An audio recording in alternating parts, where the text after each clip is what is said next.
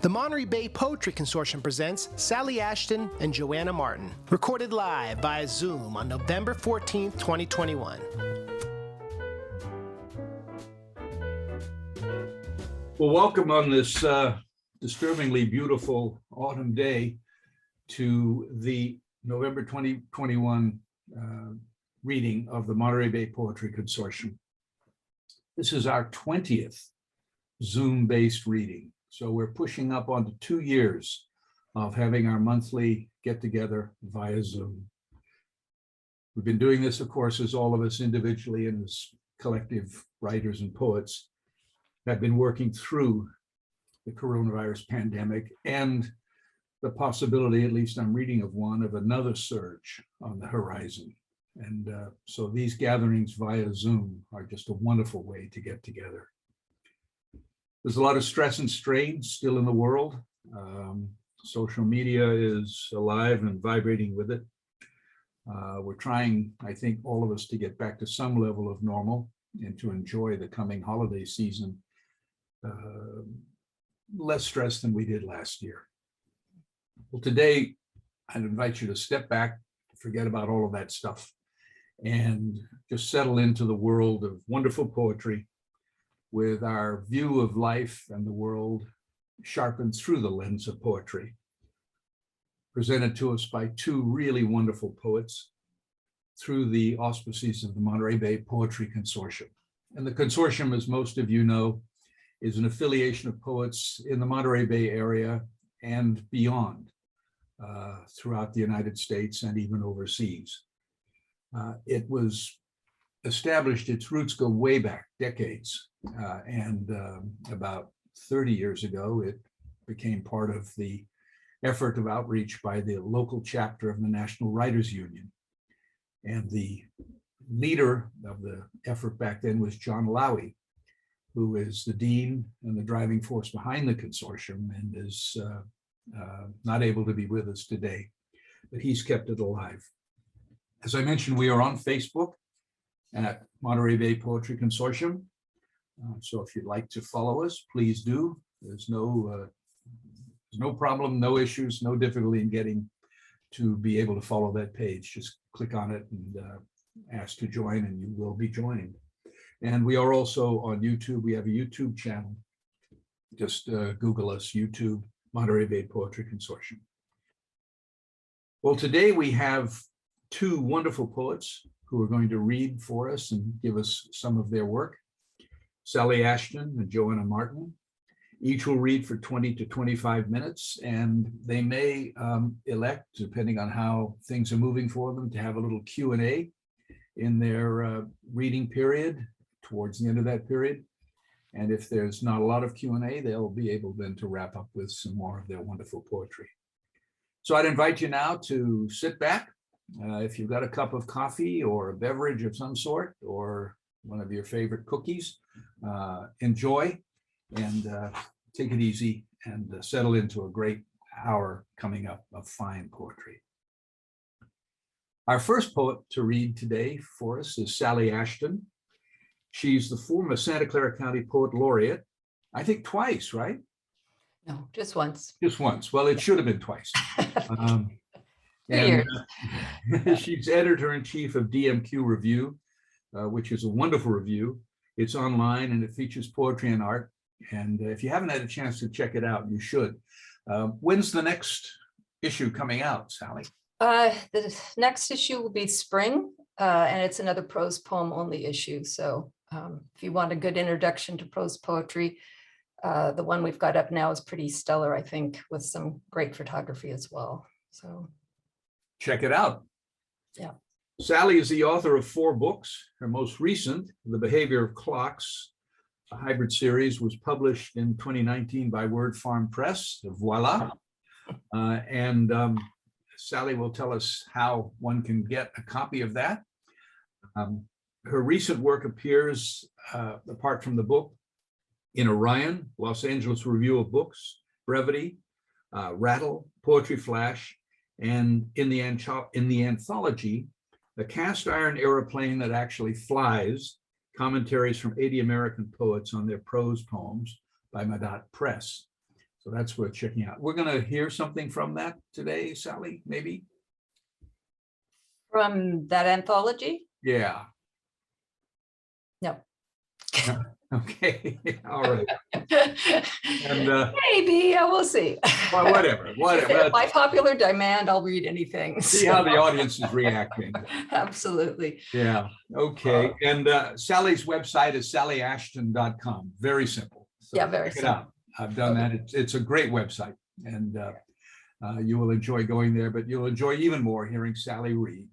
Sally, over to you. Thank you so much, Bob, for that wonderful introduction and support of me and my work. I appreciate all of you showing up on what's got to be a gobsmacking beautiful day outside. And other than, I guess Lynn said her Thule fog is just now lifting. So it's great to be here. Thanks to the consortium, to Old Capitol Books. I'm going to, as Bob said, my website is very simple. And if you're interested in buying a book, you can go directly to that link I just put in the chat. This is, if you just go to sallyashton.com and click on books, each one is linked to a small press distributor. Most of them are available on Amazon as well. So I am going to read a little from that book, published in 2019, April 2019. So it kind of got its legs cut out from under it, had a good first however many months until the pandemic hit. But then, so it's strange because to me, it's still like, here's my new book. And now it's, a couple years old. So I'm going to read a few of those for, I think most of you here have probably heard from it, but I'll read a few that maybe aren't as commonly read. Then I will read some new work. I will be reading some work that relates to the pandemic, Bob, but that's just as it is. So if you don't have my book, you can find this, what I'm going to be reading from the press has the first 20 or so poems online. And I'm going to start with the preface because just to read a little excerpt from that, it kind of sets you into where the book is coming from and what I was doing. So it's called The Behaviour of Clocks, and that title comes from the name of a chapter in Albert Einstein's Relativity, the Special and General Theory, a book he wrote for the lay person, trying to simplify his concepts, really abstract concepts, and his theories of time, space, and motion to make them more accessible to people like me who are not physicists.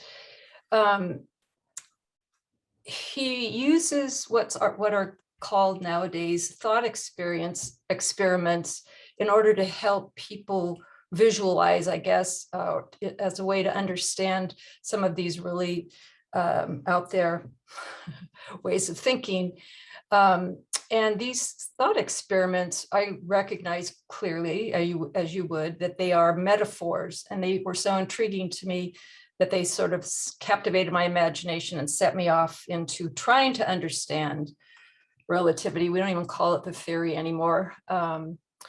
And as I wrote in the preface, I found that inhabiting his thought experiments in my struggle to grasp the space-time continuum began to frame my own work's inquiry into time of the past, present, and future, and how each informs any moment, including the now, and ultimately shape the book. So that's kind of in a nutshell, and I would say is part of what is always informing my work: memory, time, aspects of space via travel or outer space itself. So this is one well, whether or not you've heard it, here it comes. This is the first piece in the book I view as a sort of a hybrid collection of prose poems, and maybe you would call some flash fictions. I kind of put it all in there. This one's called A Theory of Relativity, and it starts with an epigraph where Einstein is saying that he's standing at the window of a train looking out. Across from me on a train, Albert sat facing backwards, a little table between us, his forehead pressed against the glass. His eyes flickered as if to count passing fence posts. At length, he reached a small notebook from a chest pocket, placed it on the table, jotted something down. I tried not to stare, but couldn't make out what he wrote, even when I did. He smiled. "May I trade seats with you for a while, my dear?" What could I say? In spite of my motion sickness, I agreed. For one thing, the train traveled a relatively straight path, plus his eyes were so kind and sad.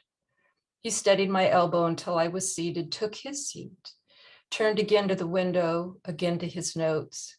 Then I watched as he had the landscape recede, what I knew blurred in immeasurable distance. The sky lost light. Albert's white head bobbed, and just before I slept, a luminescent clock appeared in the sky. Though now I see it was the moon itself, wearing a clock face that watched us speed by. Or did we too appear to be standing completely still? So I was, in a way, that's like a thought experiment, right? Where I'm trying to express what it feels like to be in such a place. A ship is a piece of floating space. You travel by airship, a jet, a placeless place, at once threshold and destination, neither here nor yet there. You fly, translated to a cafe table set on uneasy cobble under some broad-leafed tree.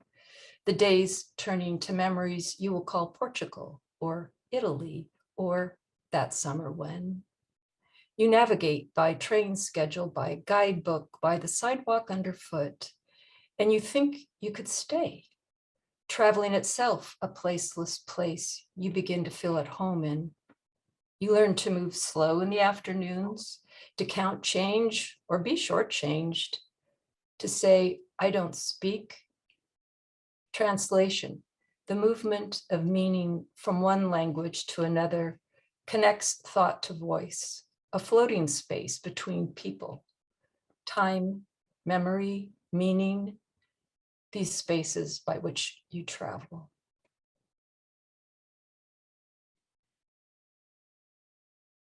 Airport Malpensa, Milan. In flight, the late day gleams red. Attendants pass out eye masks, pull window shades closed, turn off lights. Call it night. It isn't any hour, but a place hurtling over land, then water, across clouds and stars, the misted window. Out of day through night, and day again, while no time passes, but we pass through, rushed to a future that frames a tilted now. The stem of my watch falls off, disappears somewhere under my feet. No one meets us. We get our luggage, our passports stamped, trudge outside to the line of buses waiting in the dark of the next moment, already falling forward.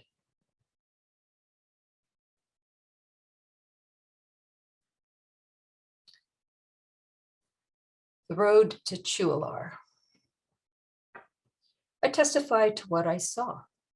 Something a glint in the distance, a wink, maybe miracles at work, like new houses or springs of water fountaining forth, the adobe furrows rinsed wet and black.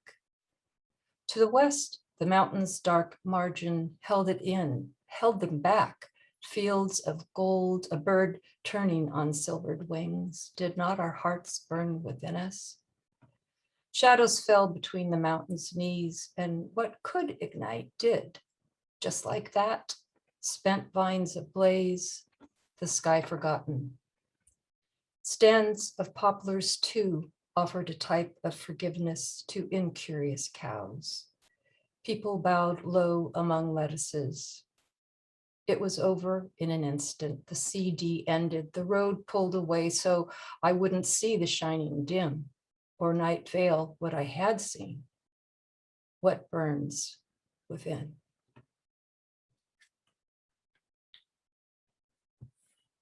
One more, and I read those in order pretty much. I think I might have skipped one. And I think my book of poems, this particular book of poems, if you were to pick it up, is one I would recommend you read. I think you can pick it up and pull out something, but it has a narrative sensibility to it. And I would recommend kind of going from front cover to back cover. I'm going to read Perdue's Soul, which is on page 60 and was first published in the Red Wheelbarrow by Ken Weissner. So shout out to Ken. Perdue's Soul, which I meant it to mean, and it's probably not grammatically correct, is lost sun. S-O-N, S-U-N. I bring home the ruins. I breathe them in, dream them out, their dust thick on my tongue. Not the Roman stones or Etruscan coins, not the noble relics, but fallen summer palaces, their rusted trellises, cracked mosaic floors, door frames unhinged and abandoned to the lizard and the hive, or a vine's steady green grip. What can be pried apart is left to the wind to crumble and recollect the season's passages. 1,000 seasons, each filled with 1,000 days, and hands that palmed the once rock wall to turn 1,000 faces to watch the sea's crimson foil ignite, to watch it fade to turpentine, to ink. Watch it writing our stories, erasing them, keeping its secret constant, keeping constant whatever lies cold at the bottom. Yeah. So, thank you.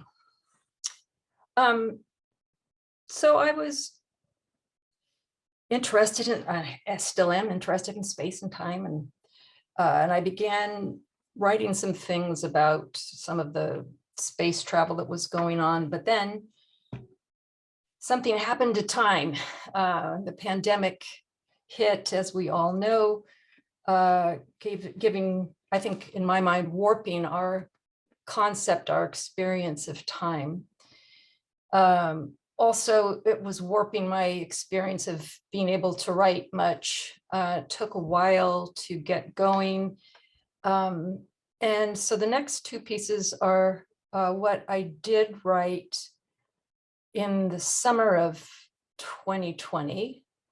And so they're an attempt, as I see poetry, as I learned in some ways, poetry are words that try to make the world look like what it feels like. So a poem is trying to build that world for you that I felt like, what I was experiencing. So here we go. Let's find the first one. Yeah. This is what it looked like when we got there. So we did the best we could. A string quartet performed to an audience of potted plants that filled the seats through all 5 balconies of the opera house. At the end of Puccini, the plants applauded, waving and rasping their leaves together. In churches, priests taped hand-drawn faces of absent parishioners along vacant pews to keep themselves company. Human avatars tuned in from home, lined up on screens. A plastic rain fell. Elsewhere, we knew about the refrigerated trucks. Elsewhere, it was summer, the world in full leaf. Zucchini grew mad in the garden more than anyone wanted to eat. Not wanting to kill us, our children refused to come inside, then they wouldn't visit at all. No, we didn't want our grandchildren to live with such knowledge either. But we were running out of time. Whenever we checked, it was 2:00 Thursday, the symbolic stage. A woman working at a call center in India mentioned she had 3 roosters in her yard. The discord was ear-splitting. We looked for Neowise, sent rockets to Mars. We were on our way to a new world we could barely imagine. A long, short autumn lay ahead, and we weren't going anywhere else.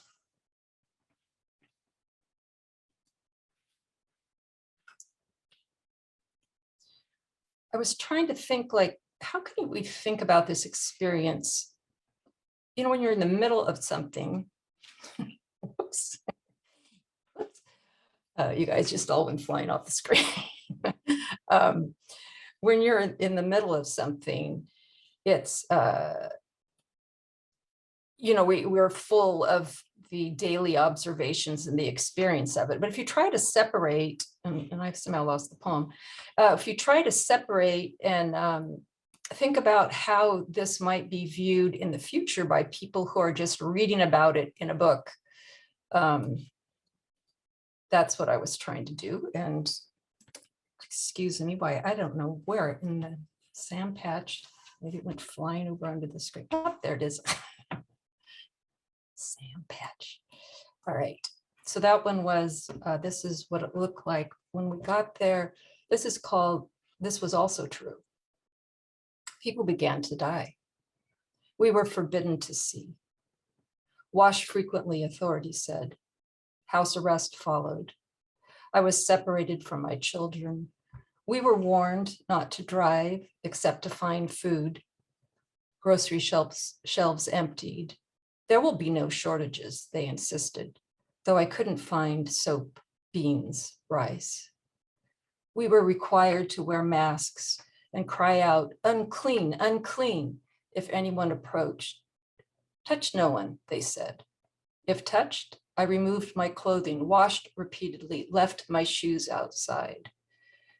We were forbidden to cut our hair, take food among strangers. Our husbands no longer shaved. Women went gray before our eyes. Screens monitored everyone, but people died anyway. The president said, it's almost over. The doctors said, it has only begun. After many weeks, we were forced to watch the execution of an innocent man in slow motion over and over. The images ran night and day. The executioner took a knee, looked me in the eye, hand tucked in his left pocket. The dying man whispered, please. I watched his urine trail across the sidewalk. Don't speak, his executioner instructed. As I've said, I saw this many times. Enough is never enough, but now it was too much. People escaped from their houses. Millions filled the streets. The president washed his hands. This must stop, he said. But it has only begun, the people replied.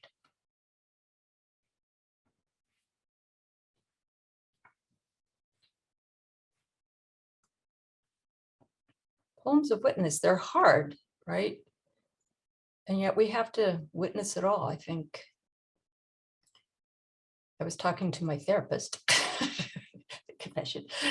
It's like, and she was saying, you know, in order, even in our act of writing, our act of recounting is an expression of hope. We don't record things if we don't feel there's some way that we're already putting them in the past. We're finding a way to move through. So as I kind of moved out of, moved into the vaccinated period, I guess you could say, I really had become, as we were, when we were all housebound, we were very paying attention to a lot of us just outside of our windows. I have a bunch of bird poems I won't read. But another thing that I was very fascinated with was this concurrent Mars exploration that just ended up correlating with our lockdown, or the end of our, no, during our lockdown, because it was the summer of 2020 when these three different Mars space projects took off. Anyway, so I haven't given up on my forays into trying to understand the broader world of physics. So I've looking at quantum theory, which is more baffling than anything. And this is a look at quantum time. Again, what the world feels like. Quantum time. Who even remembers July? And August went, or where, or how it just did. And too soon September comes fall, summer leaves, left, leaves worry, fall founders. The night rings, no rain. I ask the trees for help, go stand in the sun. Wonder what a photon is. It isn't. It is everything and nothing, both, all of the time, and sometimes one. Sun's energy spent, wisteria pods pop and shatter, scattered seeds hit the cement, the difference between what we see and what actually exists.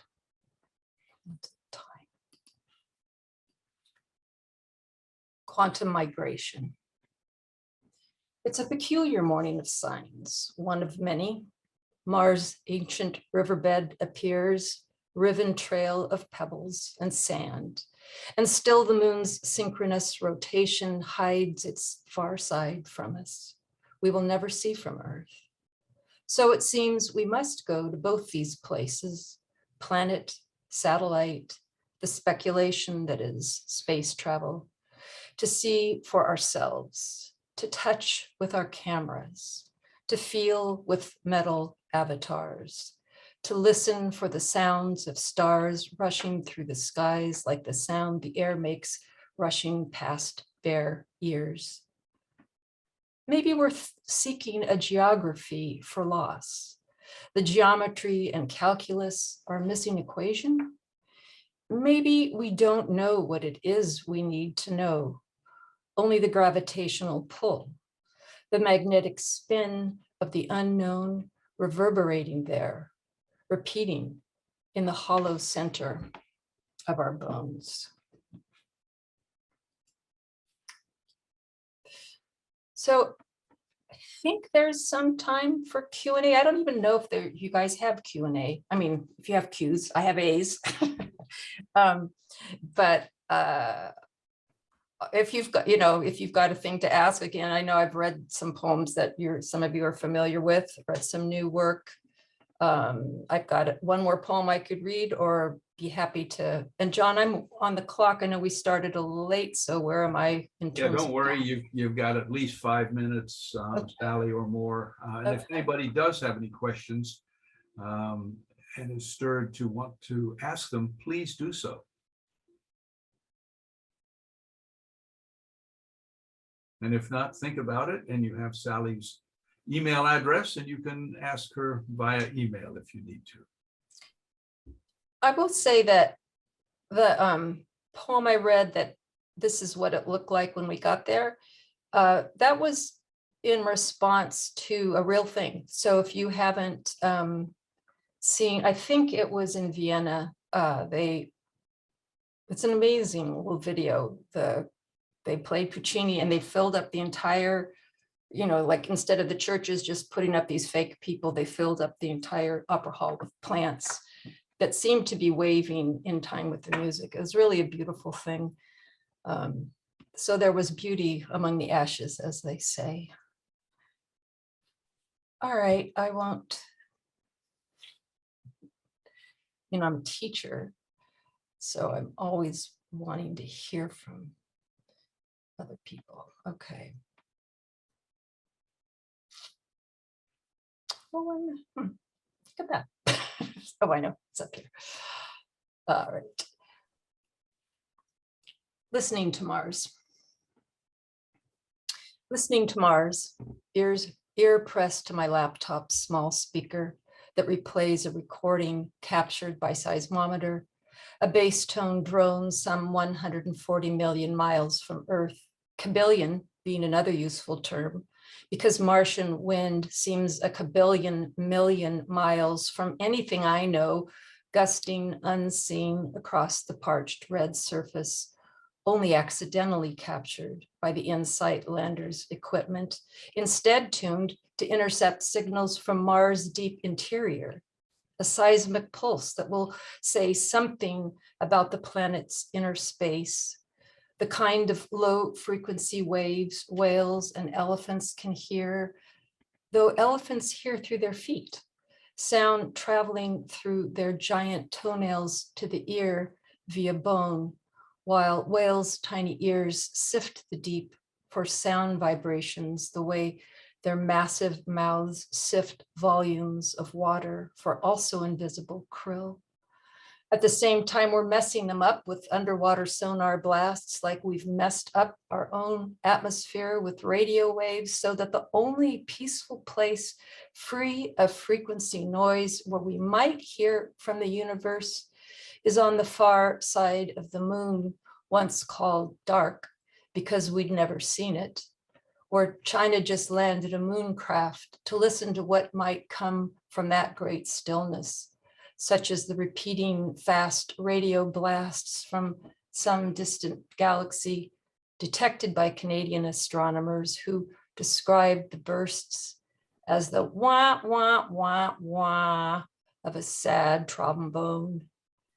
And it is this immensity, the cabillionness of it all, that keeps me sitting here on the dark side of everything, motionless next to my laptop, a type of spacecraft, hitting replay, straining to hear an alien wind, singing its deep melody through space.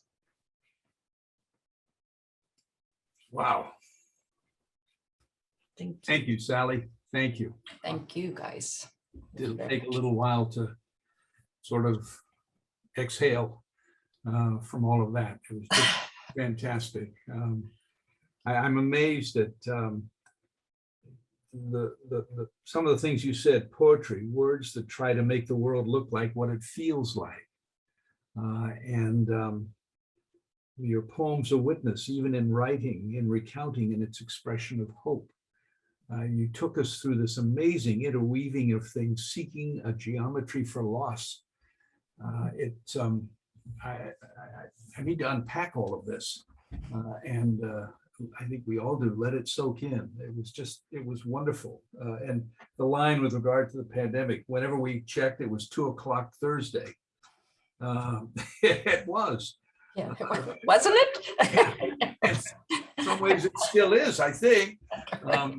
But and then on the flip side, that experience in Vienna, which we got to see by way of the amazing technology that has enabled us to stay connected, notwithstanding our having to live in these silos that we've been in, is a benefit, really. And we got to experience, I can imagine the plants moving their leaves in response to me.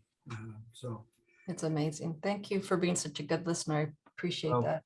Thank you for being such a wonderful poet and for sharing with us. I would urge you folks, go on to Sally's website, check it out, and do get a hold of her book and others. Just thank you, Sally. Appreciate it very much. And my final thank you is just, those are kind of difficult poems in some ways. And I just appreciate your patience with letting me, I think they're important. We have to kind of get through that. But anyway, thank you for bearing with me. Well, thank you for inviting us to bear with you. It was a wonderful, wonderful experience. So, okay, well, the magic continues. Now we're going to turn to Joanna Martin, who's coming to us from Santa Cruz. She's lived in Santa Cruz County for over 35 years, and she has a lot of gratitude for the inspiration that she derives from the poetry community in that area over those years, and a community that really has a strong grounding in Santa Cruz and extends to the rest of the Monterey Bay area. Joanna was the producer of Poetry Box, TV show that aired on community TV in Santa Cruz County for many, many years.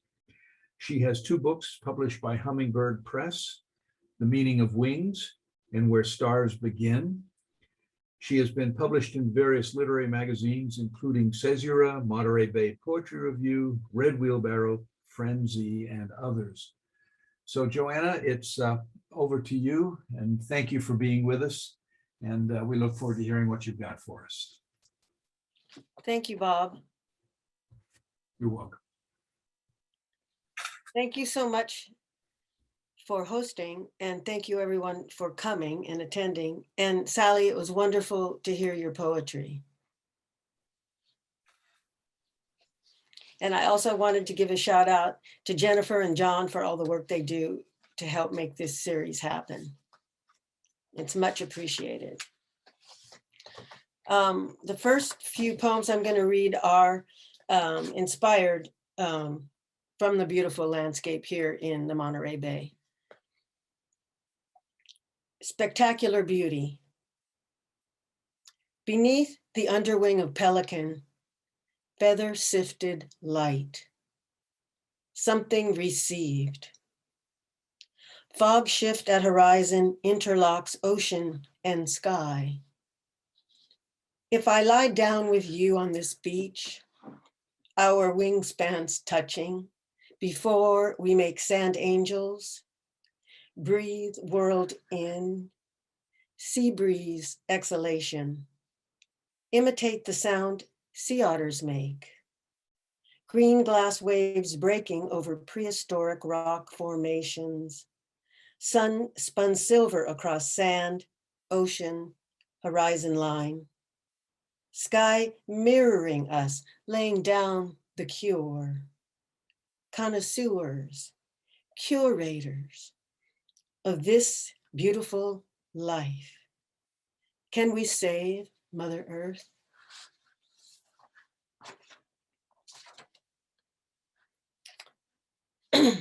And this is Tree Bodies in Wind. Underground, roots bind together.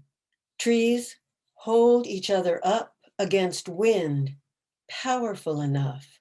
Branches rub against trunks, creak and moan at a certain pitch. Sound of bone on bone. Sound the old man downtown years ago played on the saw every afternoon. Haunting reverberation against storefront windows. Mannequins wearing antique, high-colored lace dresses. Yellow canaries in cages, coronated by sun. Sound of children who have died too young, turning into angels. His hunched body bending the saw against his knee, ghost call to strangers, shoppers, surfers, and hippies back then. After he passed, they made a statue of him, old withered man playing the saw he used in his youth, logging the foggy mountains of Santa Cruz, bronzed at the spot he sat playing for decades, from before anyone could remember, where he'll sit for centuries more, beyond all our memories measure.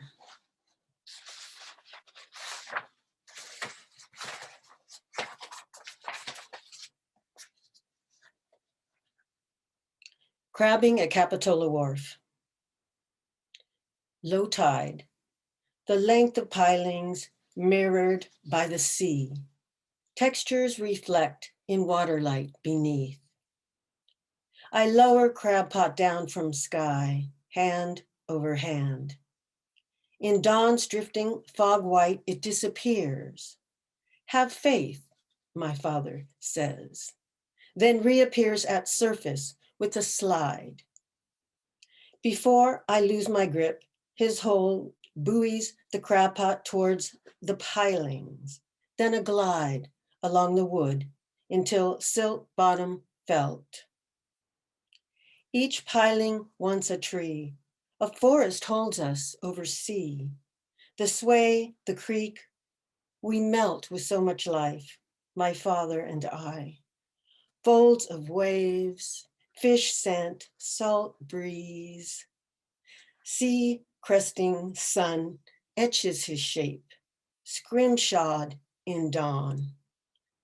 My one.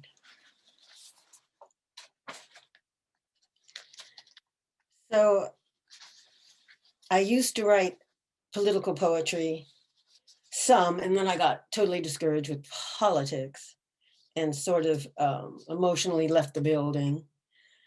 But this one political poem came out recently.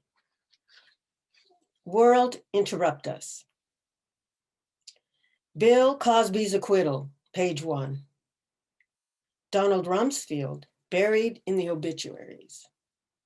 We read the newspaper over breakfast, blueberries, watermelon, potatoes and eggs.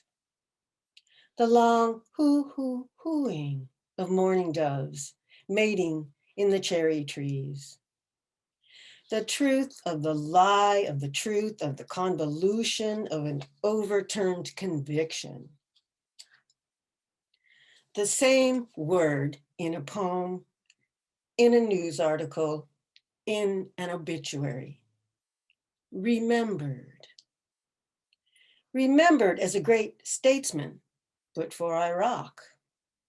Remembered as America's dad, but for the rapes.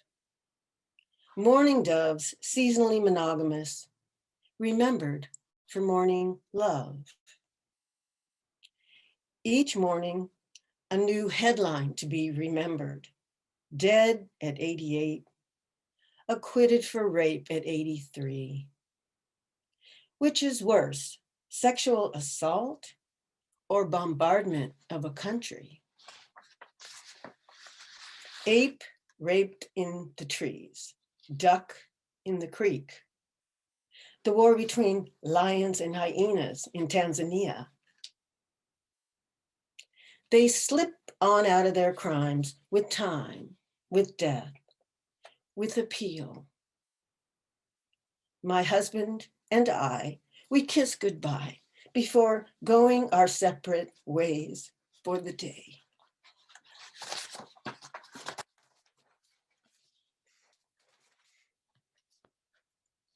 So I've been a nurse for a long time, 35 years, and I have written about nursing periodically from time to time, but I kind of haven't so much in the last 10 years until recently with the pandemic, which of course changed the landscape of nursing so completely and changed the world, of course.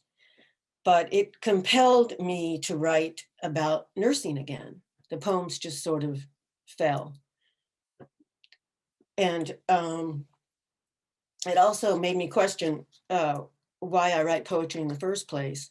And I think some of it is trying to reach a deeper understanding of the unknown. And suddenly my own field was unknown to me. There were so many new things.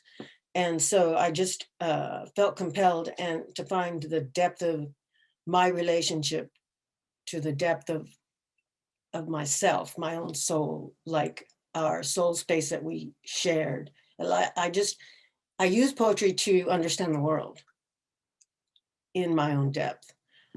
So that's why I went back to writing about nursing. And I wanted to read a couple of those poems I've written recently. And this poem was published in Caesura recently. Masked Nurses. 12-hour shifts, minus breaks and lunch, do the math. We wear a mask 11 hours a day, not counting overtime.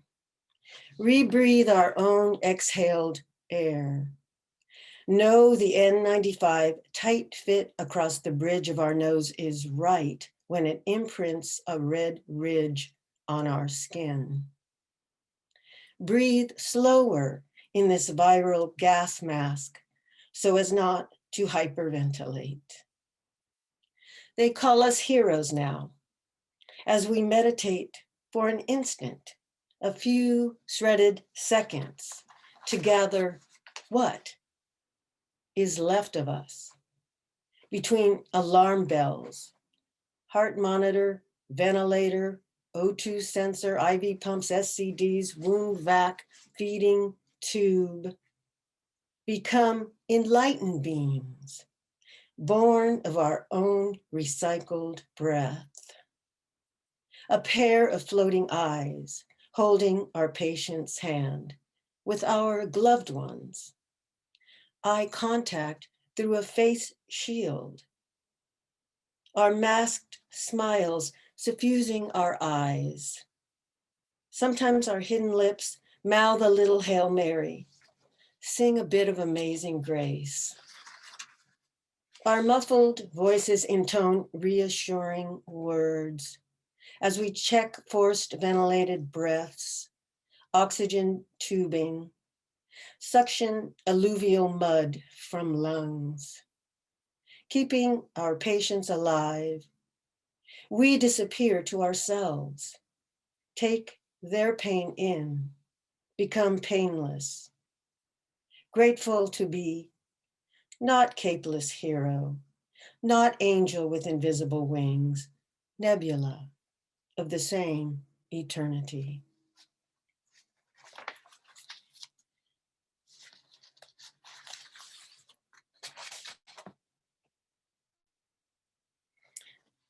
And the second nursing poem I was going to read is called Lunch with Bees. Dive bombing blossoms, bulbous bodies rub in pollen dust, suck nectar, rise intoxicated, sugar rush propelling to the next stamen. Too busy to notice me, I'm safe. My tuna sandwich, no temptation from drowning in a body bath of pollen powder. The buzz and hum crescendo, the swarm murmurings. In this courtyard, bees can't comprehend. They're on the other side of glass from a COVID unit. Have no idea how captivated I am by their feverish plunge. I take a yoga breath for balance into the blossom mosh pit. After spending hours in an air purifying space helmet, medicating, suctioning, turning my patient in her 20s, mother of 4, who on the ventilator last week was given a 50-50 chance of living. I'm a good person. Why is this happening to me? She asks Our Lady of the Rosary statue, trace of panic in her eyes. The gold-crowned Virgin smiles back at her. Baby Jesus crooked in one arm, rosary floating through her fingers. As bees are my witness, I can't cry now. Busy with bee magnificence, oblivious to the room of my patient on high flow oxygen, FaceTiming his grandchildren. His lungs struggling to overcome chest x-rays portend.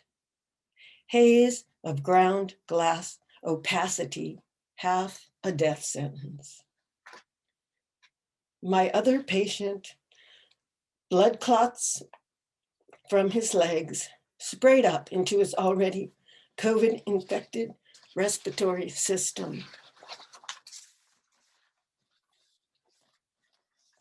Contained and protected in bee world, tasked with spreading pollen across the universe, I watch the vibration of hovering bodies, the quivering, the seamless chaos.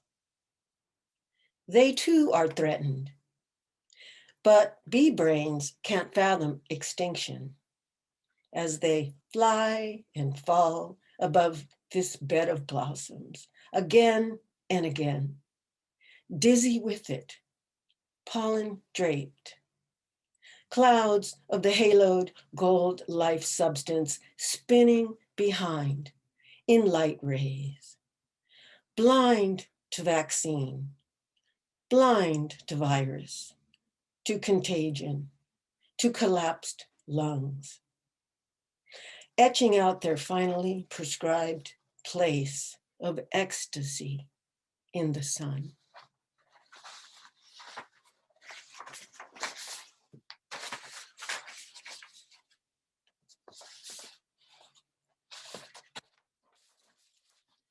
Thank you. I can't really read the chats, so I saw something go by, but. What I'll do, Joanna, is at the end, I'll send, we do get with the recording, the text. Okay. So I'll send that to both you and Sally. Oh, thank you. Yeah. Thank you. So I did write a few pandemic poems, and I'll read one of them. So we're going into a change of tone now, and you'll have to forgive my singing voice, but I only sing 2 lines, so don't worry. Afterburn. Fire tongues, wine dark night. We're having a sing-along, just the 2 of us. Don't you feel my leg? I admonish him. 'Cause if you feel my leg, you're gonna feel my thigh. Eartha Kitt's sinewy sound from an era of satin and pearls as he pours another round. Pink cloud, the shape of a whale belly, splinters into gray ladders. Now it's Anita Baker. You bring me love. We become playmates, primates. Read the cosmos in the shape-shifting blaze. Air-crackling logs shoot up cinders. One lands on my sleeve. Burning kernel, the color of Earth's core, he extinguishes with a single wet finger. It's just the 2 of us. The rest of the world, a death threat.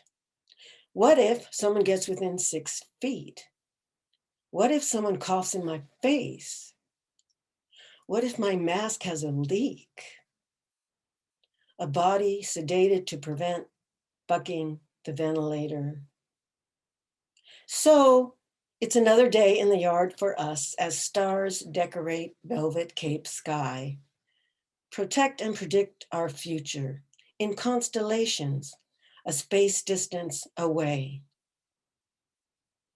I slide my finger down the length of his arm, warm, amber-tinted skin in firelight. Draw strength from the twist of muscle. Hypnotized by the fire, he adds another log to the smoldering coals, blows on the base. His breath flame, some Hephaestus, some tattooed Maori tribal dancer, human dragon mirrored in sky, some unnamed constellation. We shed our world selves, ourselves that go outside our yard, our dancing on a packed dance floor to our favorite band selves, our kissing, hugging everyone in the room selves, our fire selves, our stars in the skyway selves, our suffer this so you don't have to suffer that selves. Our snake skin hanging from a tree branch selves. Transparent remnant, limp, colorless. Diamond imprint, splintering sun. Vibrating in breeze atop a sweeping view. Sea waves below unfurling perpetually.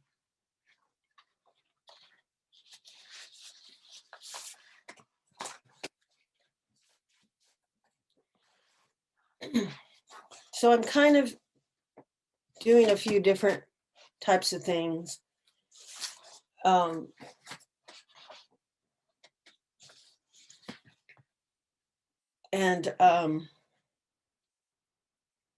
This is a recent poem. And I just want to go ahead and read it. I'm going to get my courage up and read it. If I can. My mother committed suicide 28 years ago.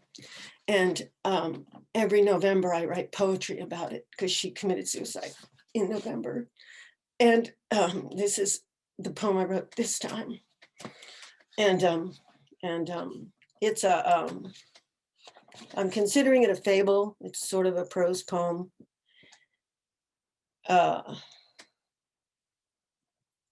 Anyway, I'm just going to go ahead and read it. And I'm going to sort of be dramatic. Mother's suicide with crow. Too dark a day for crow to make a shadow on my skin flying over. No, crow, you don't have to tell me. Crow knows. Crow remembers and knows I remember too. No, crow, you don't have to speak. You don't have to say. You don't have to fly over, stain my skin in wing shadow. No, crow, I couldn't have prevented her suicide.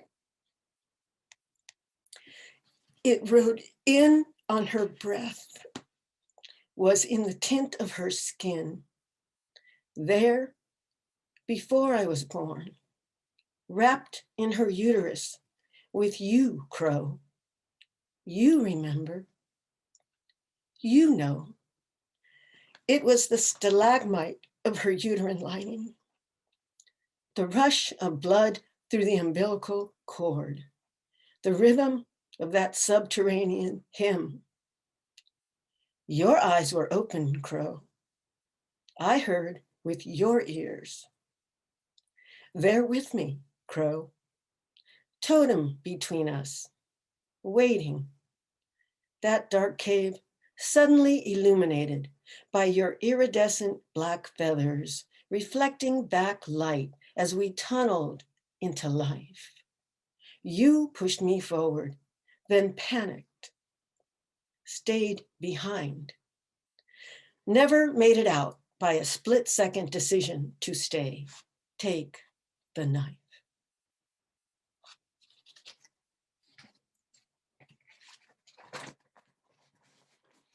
And to make it up to you all, I'm going to end with a funny poem. I was at a party not too long ago. It was Len's 75th birthday party. I think you guys know Len Anderson. And Elka invited me to his birthday party. It was outdoors. We were kind of spaced. We were being good. And a woman that was there, I was introduced to her. I didn't know her, but she knew my name and she remembered a poem I had written over 20 years ago before I was married. So it was over 20 years ago. And I'm like, whoa. And she goes, yeah, me and my girlfriend, we loved that poem. You were so spot on. And I thought, wow, the power of poetry, and I was really proud because it was like over 25 years ago, 20 some years ago. And I was a newer poet and all of that. And the poems in my book, my first book, The Meaning of Wings by Hummingbird Press.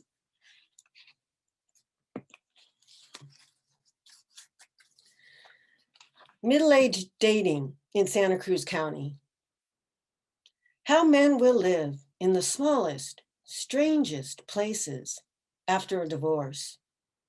A trailer, a converted garage, someone's back room, a makeshift cot and coffee pot behind an auto repair shop, or a van to keep on moving in.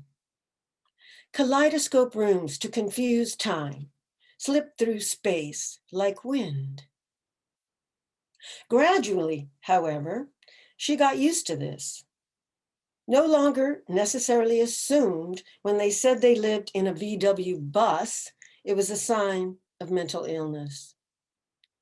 No longer considered the fact that they bedded down each night in a Volvo in an alleyway, reason enough to turn them down for a date. One, anyway.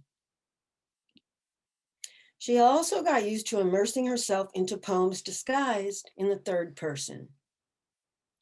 They preferred viewing the world from an open tailgate or a staccato view, stutter controlled from the inside by a garage door opener, nervously with their thumbs, while she preferred hanging around between the first and third stanzas, wearing an iambic coat and alliterative shoes. Perhaps these small rooms are a form of grief, she thought. How they empty themselves out, how they wait, how they need. Thank you, Joanna. That was Thank you, wonderful. everyone. Thank you so much. Just it's been a wonderful afternoon. I thank you so much for what you gave us. You talked about you write poetry to reach a deeper understanding of the unknown. And I thought of that in the context of your reading about your mother. You're trying to reach a deeper understanding of not only the unknown, but perhaps the unknowable. And you know, we've had experiences like that in my family, and it's rippled out over years, decades of sadness and just the sheer unknowability of why somebody would do something like that. Yeah. Inability to have prevented it. And thank you for sharing that. And it was neat that you then turned back to writing about nursing. Trying to reach into the unknown of what your profession had increasingly become. And there you were in this maelstrom of COVID, being a nurse, a frontline giver of care. And thank you for sharing that. And thank you for the contrast between that and the mosh pit of the blossoms for the bees. I just thought that was an amazing contrast. So you did give us you talked about spectacular beauty. In fact, I think that was the title of your first poem that you read. You gave us today a spectacular kind of beauty, and thank you for that. It was just great. Thank you so much, Bob. Thank you, everyone, for listening. You're welcome. Appreciate it. It's been a great afternoon. It's really, this is part of what makes this community that we live in so wonderful, just to be able to hear great poetry and to gather together to hear it. Well, we keep on doing this. We're going to have our 21st Zoom get together next month, December 12th, Sunday. Penelope Duckworth and David Holper will be reading. And if you'd like more information, please email me or contact John Lowy if you'd like. I have his phone number if you'd like it. And we are sponsored by the Monterey Bay Poetry Consortium and Old Capital Books in Monterey. Please do be sure to like us on Facebook, follow us, and check out our YouTube channel. And do stay in touch as best you can and as much as you'd like.